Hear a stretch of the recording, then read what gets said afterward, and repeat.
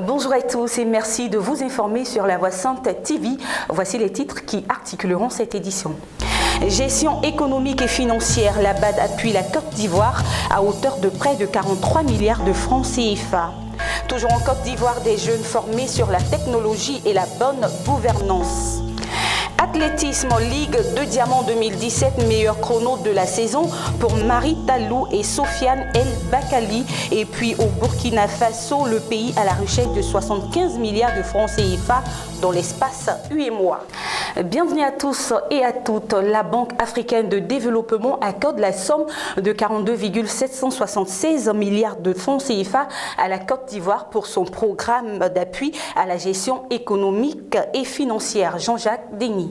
La Banque africaine de développement a accordé la somme de 42,776 milliards de francs CFA à la Côte d'Ivoire, à des conditions très concessionnelles dans le cadre de deux de ses programmes, à savoir le programme d'appui à la gestion économique et financière et le programme d'appui à la gestion économique et la croissance. Le ministre de l'économie et des finances, Adama Koné, a procédé le 14 juillet 2017 à la signature des protocoles d'accord de prêt et de dons avec le directeur général du Bureau régional de développement et des prestations de services de l'Afrique de l'Ouest à la BAD, au cours d'une cérémonie qui a eu lieu dans les locaux du ministère. Le programme d'appui à la gestion économique et financière, qui fait suite au programme d'urgence pour la restauration des services sociaux et administratifs, porte sur deux prêts et deux dons d'un montant de 13,455 milliards de francs CFA.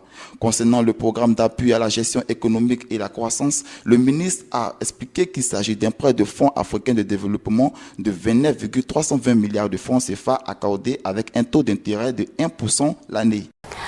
Le Premier ministre ivoirien a annoncé un financement de 2,125 milliards d'euros pour la Côte d'Ivoire par la France.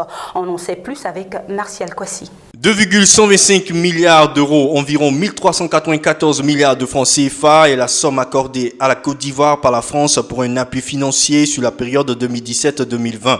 L'annonce a été faite par le Premier ministre ivoirien Amadou Gon Coulibaly au terme d'une mission française qui a eu lieu du 12 au 13 juillet 2017 à Abidjan. Cet appui financier permettra de financer des projets dans certains secteurs prioritaires inscrits au Plan national de développement PND 2016-2020.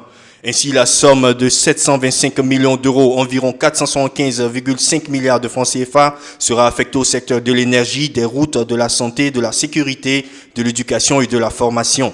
Tandis que 1,4 milliard d'euros, environ 918,34 milliards de francs CFA, permettra de boucler le financement de la ligne 1 du métro d'Abidjan.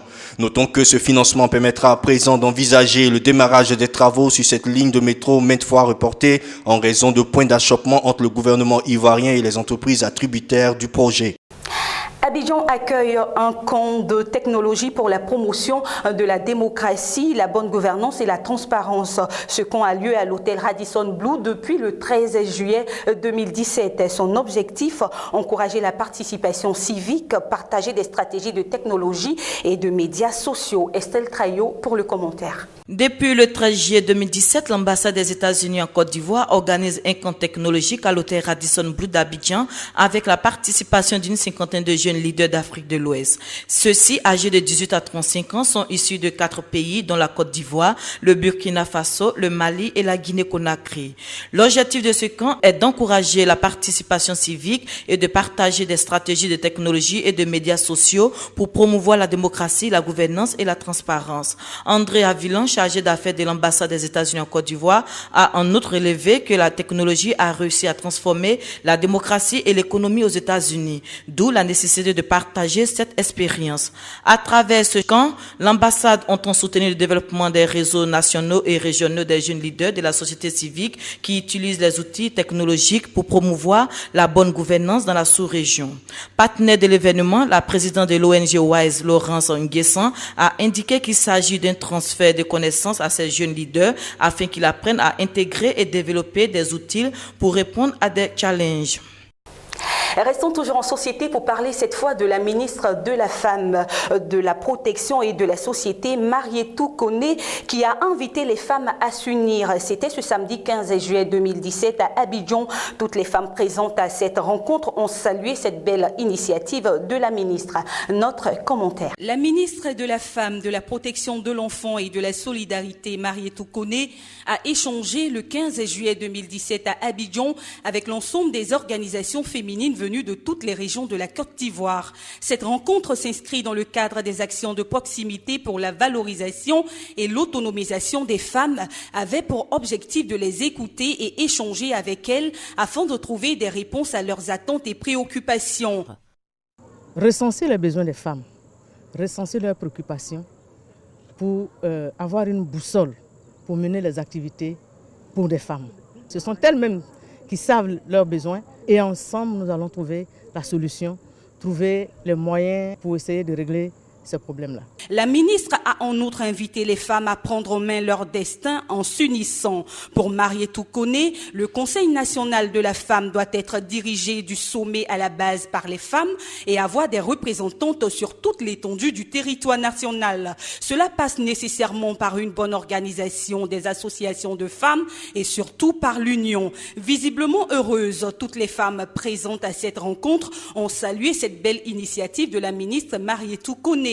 Elles se sont engagées à l'accompagner dans ses actions et à la promotion de la femme. En sport, la sprinteuse Talou Marie-Josée et Sofiane El Bakali continuent toujours leur belle lancée avec leurs exploits réalisés hors de la Ligue de Diamant 2017. Ange Série nous en parle. La Ligue des Diamants 2017 s'est poursuivie ce dimanche 16 juillet au Maroc pour le meeting international Mohamed VI à Rabat. Pour cette ultime étape sur le continent africain, au stade Moulay Abdallah, certains athlètes se sont distingués. C'est le cas du Marocain Soufiane El Bakali qui a remporté le 3000 mètres step avec un prime et un nouveau record personnel devant son public. Victoire aussi pour son compatriote Abdelatil qui signe aussi son meilleur chrono de la saison sur 3000 mètres en 7h37 minutes et 82 secondes. Une semaine après son gros chrono à Londres, le Botswanais Nigel Amos a réitéré sa domination sur 800 mètres avec une nouvelle victoire brillante. Chez les dames, la sprinteuse ivoirienne Marie-Josée Talou a terminé deuxième sur 100 mètres derrière la patronne jamaïcaine Hélène Thompson. Mais l'Ivoirienne a quand même signé son meilleur chrono de la saison sur la distance. Déception en revanche pour Kassé Maya, la Sud-Africaine spécialiste du 800 mètres n'a terminé que 7e sur 400 mètres, loin de son meilleur niveau à Bruxelles en septembre 2016. Quant à l'Ivoirien Ben Youssef Meïté, il a pris la deuxième place sur 100 mètres, mais le sprinter n'est pas repassé sous les 10 secondes. Toujours en sport, Roger Fédéré, 36 ans, opposé en finale à Marine Cyclique, gêné par des ampoules, n'a pas laissé passer l'occasion de décrocher une 8e victoire record. La Suisse compte désormais 19 titres en Grand Chelem. Jean-Jacques Denis nous en parle. L'année 2017 est bien celle de la résurrection pour Roger Fédéré, dont l'expérience a finalement eu raison de la jeunesse ce dimanche 16 juillet 2017. En effet, c'est bien Roger Fédéré, le plus vieux, qui souffrira d'ailleurs cette 36 bougie le 8 août prochain, qui a battu Marine Cilic en 3-7. Pour rappel, le Suisse avait fait l'impasse sur Roland Garros en juin dernier pour se préparer au mieux au tournoi londonien. Après son début d'année extraordinaire, Fédéré, frais et décidé à briller sur le gazon britannique, n'a pas déçu.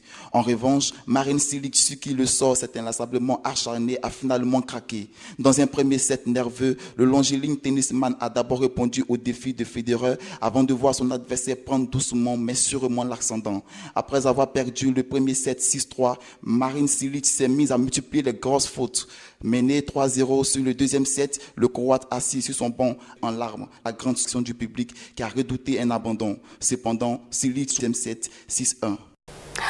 Hors de ce nom, le Burkina Faso fait un emprunt obligataire par un appel à l'épargne publique émis au taux de 6,50% pour l'exécution de son budget 2017. Ange Sacré. Le Burkina Faso, à travers son trésor public, est présent sur le marché financier sous-régional à l'émission d'un emprunt obligataire au taux de 6,50% sur la période 2017-2027 depuis le 7 juillet 2017. Selon Nabi Abraham Ouattara, directeur général du Trésor du Faso, cet emprunt obligataire est une maturité de 10 10 ans avec un ajournement de 2 ans vise à mobiliser la somme de 75 milliards de francs CFA auprès des investisseurs de la zone UEMOA. L'objectif de cet appel public à l'épargne entre dans le cadre de l'exécution du budget 2017 de l'État du Faso. Il a été régulièrement autorisé par le Parlement en vue d'apporter les financements complémentaires à l'exécution de notre plan de développement économique et social qui a été présenté en décembre dernier à Paris. L'emprunt qui sera clôturé le 21 juillet 2017 a été identifié par le Conseil régional de l'épargne publique et des marchés financiers sous le numéro EE/1704. Voilà, c'est tout pour cette session d'information. À bientôt sur le même canal et surtout avec le même plaisir. Shalom.